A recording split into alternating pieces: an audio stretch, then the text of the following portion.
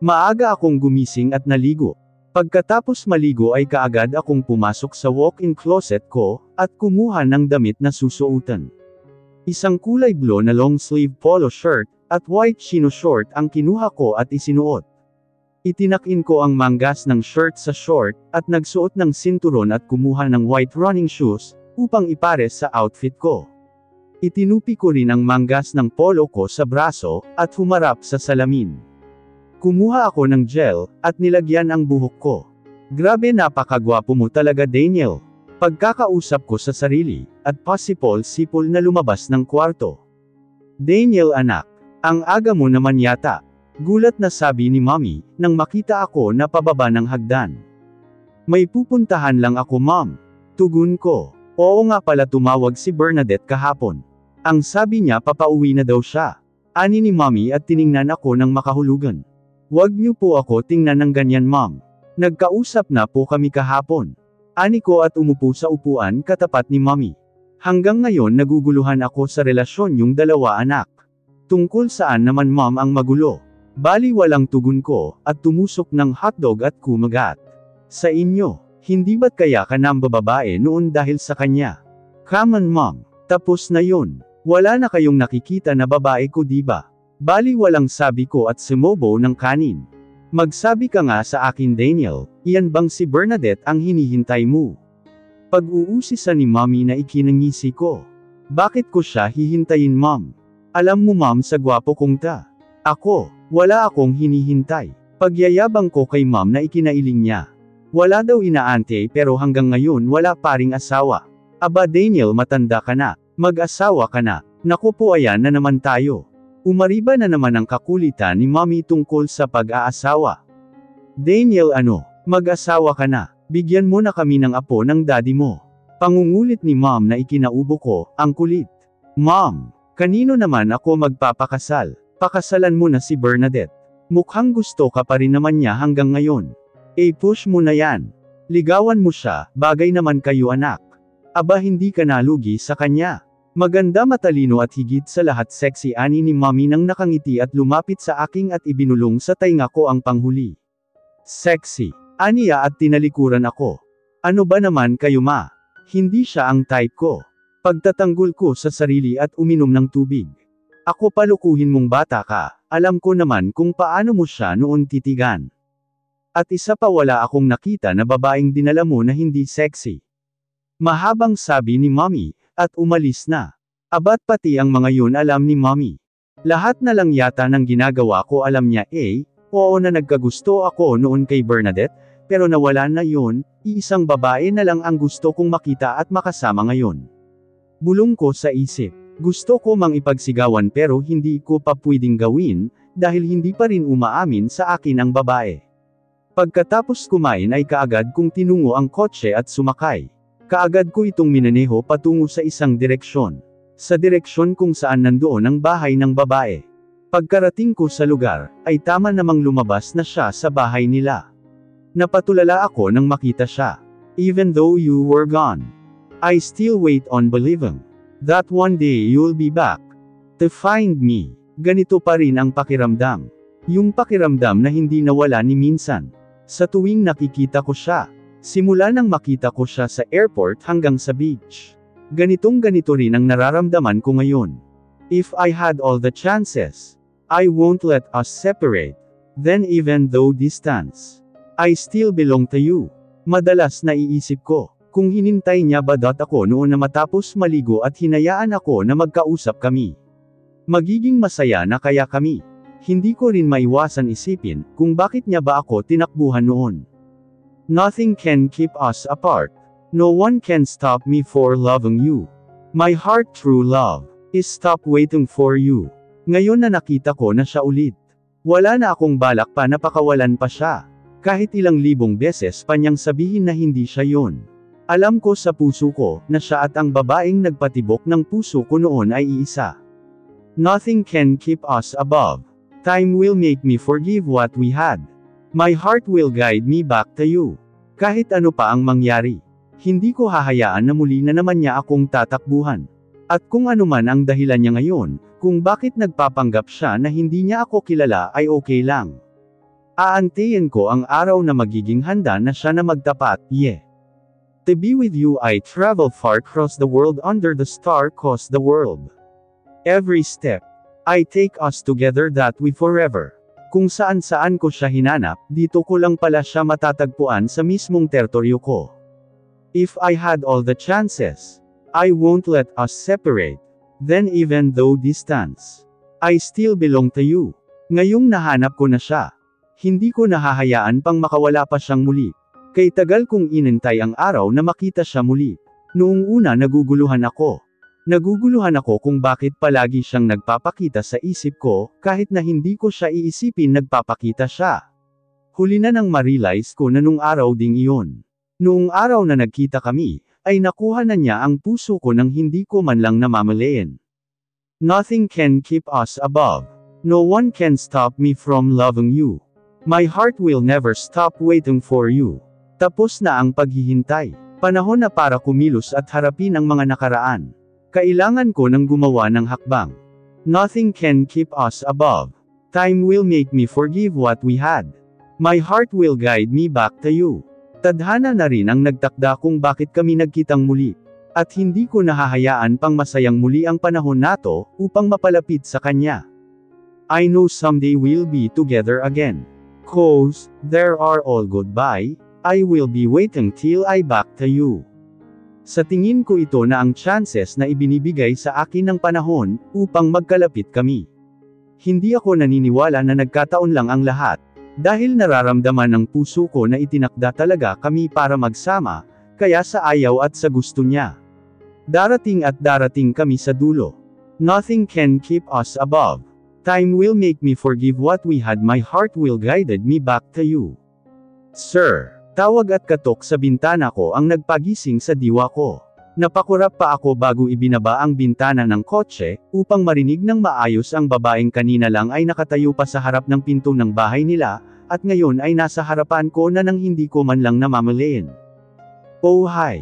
Andyan ka na pala. Mabilis na tugon ko nang makabawi sa pagkabigla. Kaagad akong lumabas ng sasakyan, at umikot upang pagbuksan siya. Let's go Miss Albao. Nakangiting tanong ko na parang walang nangyari. Salamat. Aniya at kaagad na pumasok ng sasakyan.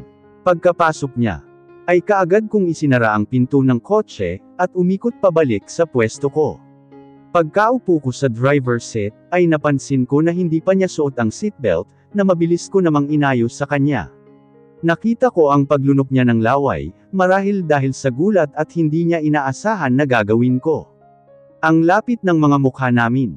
At naakit ako sa mga labi niyang mapupula. Pasimple akong bumalik sa pwesto ko, nang may kabit ko na ang seatbelt niya. Pilit na ubo ko upang kalmihin ang sarili. Dahil hindi pa ito ang oras para gawin ang nais.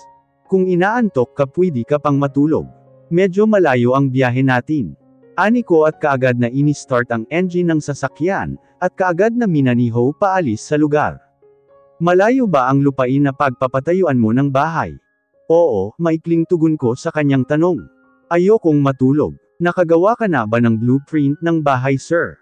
Gusto mo bang tingnan? Maikling tugon ko, na ang tingin ay nakatuon lang sa may kalsada, at minsan-minsan na sumusulyap sa dalagang seryoso, at hindi ko mabasa kung ano ang iniisip. Mas mainam nga, tugon niya at nginitian ako. Pakikuha na lang nasa likod ng upuan. Ani ko na kaagad naman na sinunod ng dalaga. Upang tingnan, habang ako naman ay tahimik lang na ipinagpapatuloy ang pagmamaneho, hanggang sa makarating na kami sa lugar. Nandito na tayo. Pag-aanunsyo ko nang makarating na kami sa lugar. Wow! Ang ganda ng lugar. Humahangang sabi ni Alice na ang tingin ay nakatutok sa dagat. Maganda nga, pero mas maganda ka. Bulong na tugon ko na hindi inaalis ang tingin sa kanya. Para akong minamahika. At akit na akit ako sa nakikitang magandang tanawin sa harap ko. Ano yun sir? Biglang tanong ni Alice na ikinagulat ko. Ang sabi ko maganda nga ang lugar. Nagkandautol na sabi ko, at pasimpleng tumalikod sa dalaga. Bakit ba ako nautal? Umayos ka Daniel. Kailangan cool ka lang okay. Lihim kong kastigo sa sarili, at pasimpleng humarap uli sa dalaga. Nagustuhan mo? Tanong ko at tumingin sa maaliwalas niyang mukha. Base sa itsura mo ay nagustuhan mo ang lugar, ngayong nakita mo na ang lugar. Ano sa tingin mo ang magandang disenyo sa bahay? Tanong ko sa kanya na nakatutok ang atensyon sa dagat. Lihim naman akong natuwa, dahil sa hindi siya nakatingin sa akin. Kaya malaya kong natitigan ang maganda niyang mukha, maganda ang lugar. Pangarap kong tumira sa ganitong lugar. Aniya na nakangiti at luminga paarap sa akin, ang swerte ng babaeng mapapangasawa mo sir, pagpapatuloy niya sa sinasabi. Puno ng paghanga ang kanyang mukha, pero hindi umaabot sa magaganda niyang mata ang saya na nakikita ko. Bakit parang malungkot siya? Sana nga magustuhan niya ang magiging bahay namin pag sakali man na ikasal na kami. Oo naman sir, sure ako na magugustuhan niya. Tara na po, umpisahan na natin. Tugon ni Alice at lumakad na papunta sa site. Base po sa blueprint ng plano. Gusto niyong 2 palapag ang bahay. Sa first floor ay kitchen, at sala. Sa second floor ay master bedroom, and 3 extra rooms. At sa underground 2 rooms. Tama po ba sir? Seryosong tanong ni Alice, at nakangiting humarap sa akin, bakit ba lagi siyang ngumingiti? Hindi ba pwedeng seryoso lang siya? Hindi ba niya alam na kanina pa ako nagpipigil na sunggaban siya? Pilit na ubo ko upang tanggalin ang bara, at sumeryoso bago nagsalita. Sa tingin mo, tama lang ba na sala at kitchen ang prepared rooms para sa first floor at sa second floor ay 3 bedrooms? Bahay mo po ito sir, kaya nasa sayo ang lahat ng desisyon.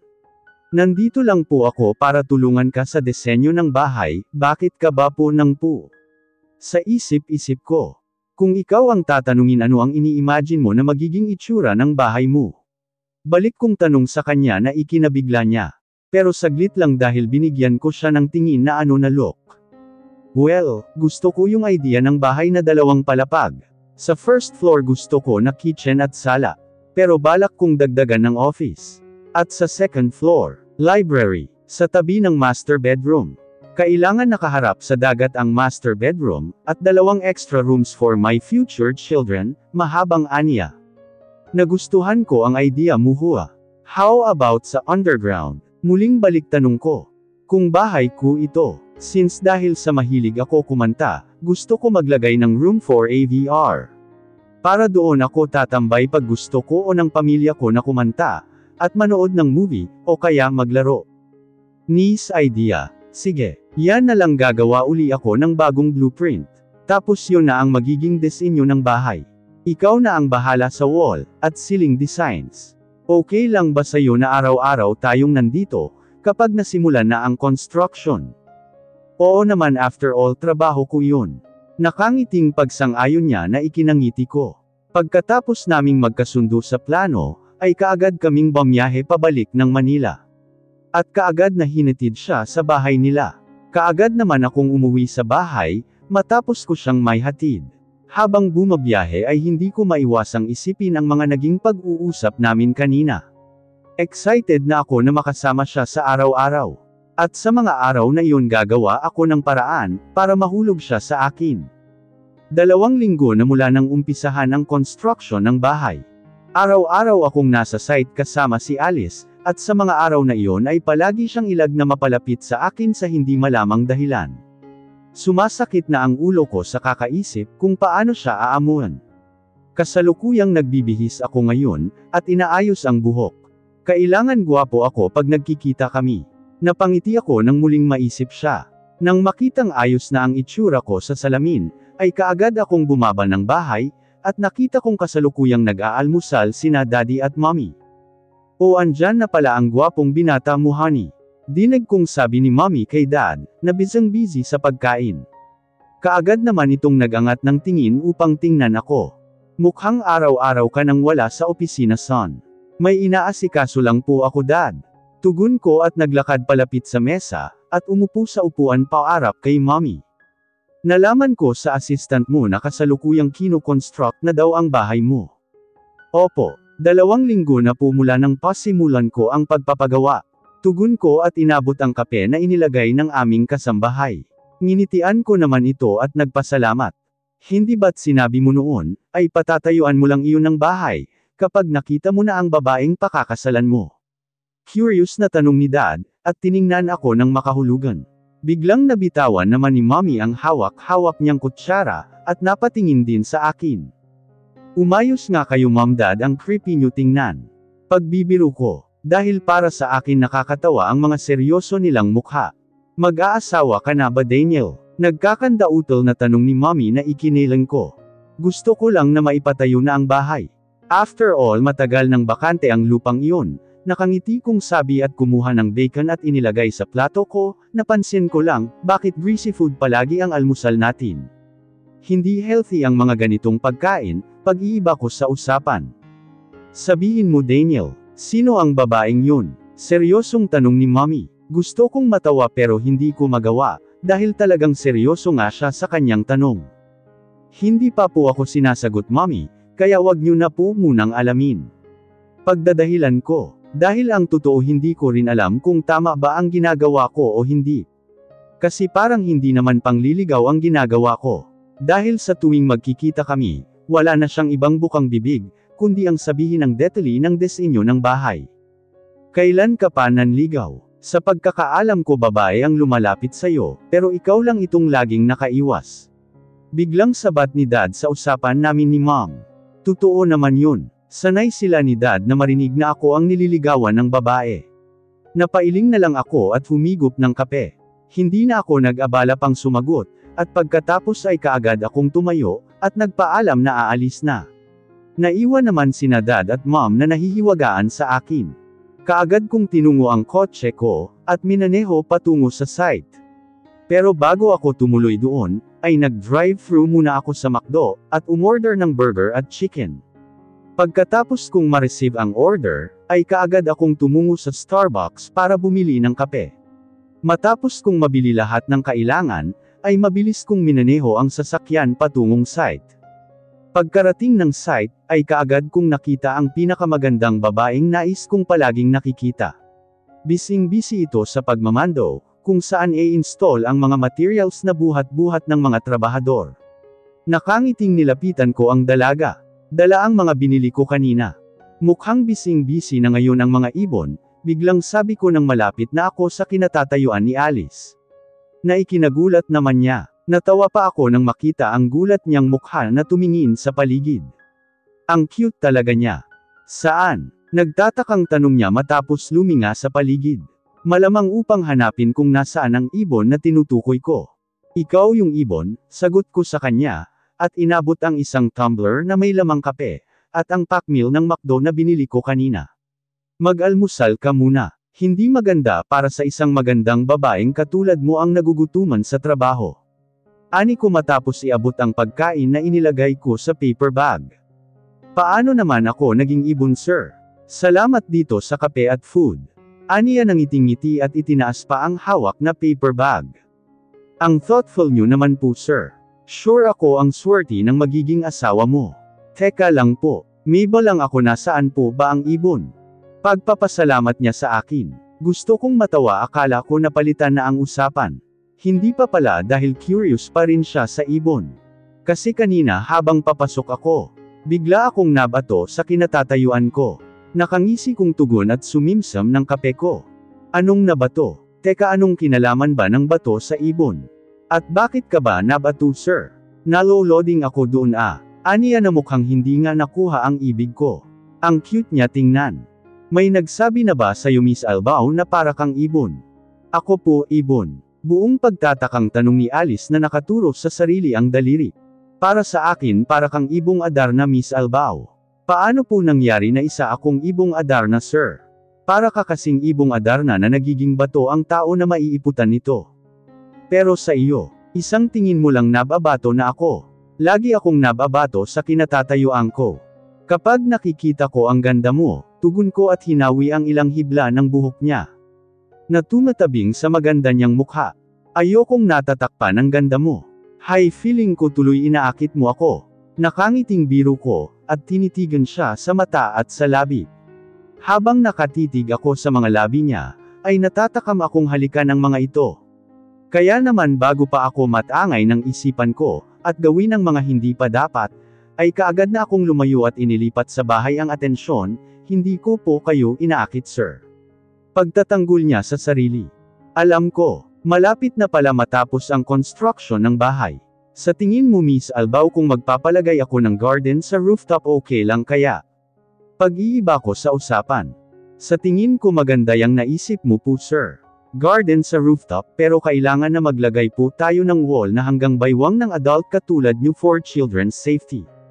Miss Albao, kung ikaw ang asawa ko, magugustuhan mo ba ang garden sa rooftop? Aniya nagulat sa tanong ko. Sorry to stutter you Miss Albao. I just want to know your opinion, bago ako mag-decide about sa rooftop.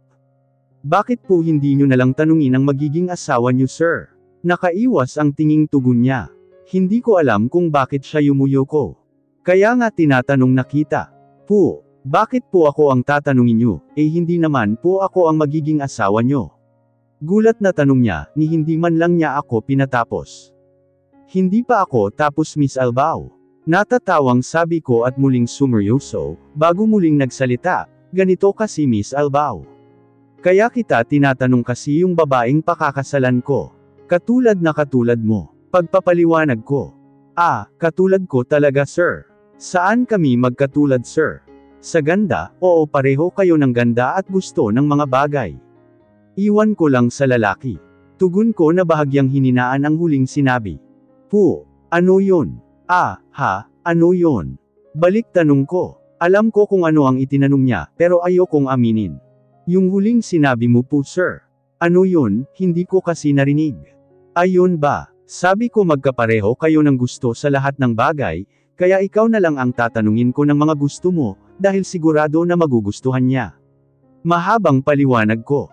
Okay, kung ako po ang iyong asawa magugustuhan ko ang garden sa rooftop. Tapos merong table at chairs para sa Fabry picnic. At merong swings, at gusto ko ay may pond sa gilid at sa tabi ng pond may wooden floor na paglalagyan ng mga sofa with cushions. Banda doon papalagyan ko ng bubong, pero with artistic designs syempre para maganda tingnan. Sa din kinapupwestuhang ng tables at chairs. Sa swing naman ay open garden siya, para pwedeng magpa-art ang mga bata pag naglaro. And then mahabang pag-overviewing dalaga. Napapangiti ako sa mga idea na naiisip niya. At maganda ang mga naisip niya. Hindi ko tuloy maiwasang i-imagine na kasama ko siyang nauupo sa sofa ng rooftop, tapos ang mga anak namin ay masayang naglalaro sa playground ng rooftop. Sir, tawag ni Alice na nakaagaw ng pansin ko. Lumipad na pala ang isip ko nang hindi ko namamalayan. Parang ikaw maganda. Pagbibiro ko sa kanya. Ang totoo wala akong naiintindihan sa mga sinabi niya. Sige yun na ang magiging itsura ng rooftop, gawa mo ako ng plano para ma-analyze ang mga ito. Pagsang-ayon ko at tumingin sa dalaga. Na tumaon naman na nagtama ang aming mga mata, bakit ba pag nagkakatitigan kami ay pakiramdam ko laging tumitigil ang mundo. Pasimple akong humakbang palapit sa kanya na ikina-address niya. Napangiti ako nang mapansin na wala siyang mapupuntahan pagpatuloy siyang address. Hindi ko alam kung anong kalukuhan ang pumapasok sa isip ko. At gustong-gusto kung palaging ma-corner siya. Napangiti ako nang bumangga ang likod niya sa pader, kaagad kong itinukod ang dalawang braso ko at pinagitna siya. Parang familiar sa akin ang scene na ito. Ano ka stutter na sabi ni Alice na hindi na natapos, dahil sa biglang pagtunog ng kanyang cellphone. Kaagad na hinugot ng dalaga ang cellphone niyang tumutunog sa loob ng kanyang bulsa, at nagpaalam bago sinagot. Sasagutin ko lang po ito sir. Pagpapalam sa akin ni Alice, at kaagad na iniwan ako upang kausapin ang nasa kabilang linya. Bakit lalayo pa siya? Sino ba yung tumawag? Curious kong tanong sa sarili. At pasimpleng sinundan ng dalaga na pumunta sa ilalim ng puno ng nyog, masyado siyang tutok sa kausap niya. Sino kaya yan? Dahil hindi ko marinig naglakad pa ako palapit, pero nagtago ako sa isa pang puno ng nyog. Sure sweetheart, sasanduan kita. I miss you too. Dinig na dinig kong sabi ng dalaga sa kausap niya. Sino yun? Bakit tinawag niyang sweetheart? Kailan pa siya nagkaroon ng boyfriend? Bigla akong naguluhan sa aking mga narinig. Bigla akong nakaramdam ng sakit. Okay sige. Bye sweetheart, I love you. Pagtatapos niya sa usapan nila nang nasa kabilang linya. Bago pa man niya ako makita, ay mabilis akong umalis sa lugar, at kuyom ang kamao na tinungo ang kotse at minaneho palayo sa lugar. Bakit ang tanga-tanga ko para isiping wala siyang boyfriend? Ikaw Daniel para isiping walang ibang lalaking magkakagusto sa kanya. Hindi ako papayag na mapupunta lang siya sa iba. Pagkakausap ko sa sarili. Habang nagmamaneho ng sasakyan, hindi ko alam kung saan ang punta ko, hanggang sa dinala na lang ako ng pagmamaneho sa Villafuerte building kung saan ako nag-oopisina. Kaagad kong ipinarada ang kotse at pumasok sa loob ng building. Good morning sir. Bati ng mga empleyado ko na nadadaanan ko. Pero hindi man lang pinansin ang mga ito. Tuloy-tuloy lang ako na naglakad, at sumakay ng elevator, hanggang sa narating ang opisina. Wow! Sir nandito ka pala. Paki-ready ng mga kakailanganin ko sa meeting. Anong oras ang meeting? Tanong ko na hindi pinansin ang nagtatakang tingin ng assistant ko. Sir, wala na po kayong meeting today, at kahapon ko pa po pinakancel, dahil sabi mo hindi ka pupunta ngayon sa office, dahil pupunta ka sa construction site ng bahay mo, nagkakamot na paliwanag ni Arthur nang mapansin na tiningnan ko siya ng masama. Kailan pa siya nagka-boyfriend, mariing bigkas ko at tinatap ng palad ang lamesa. Ano po sir? Naguguluhang tanong ni Arthur. Hindi pwede na may boyfriend na siya. Sayang naman yung bahay na pinatatayo ko, kung hindi rin lang naman siya ang titira kasama ko. Patuloy kong usel. Sir, hindi ko po kayo maintindihan. Panipik. Arthur, may kilala ka bang magaling na detective? Biglang baling ko sa kanya. Napaatras pa siya nang tanungin ko siya. Kung sa normal na sitwasyon siguro baka matatawa ako sa itsura niya, pero ng mga oras na ito. Nakatutok lang ang buong atensyon ko kung paano ko aagawin ang babaeng gusto ko.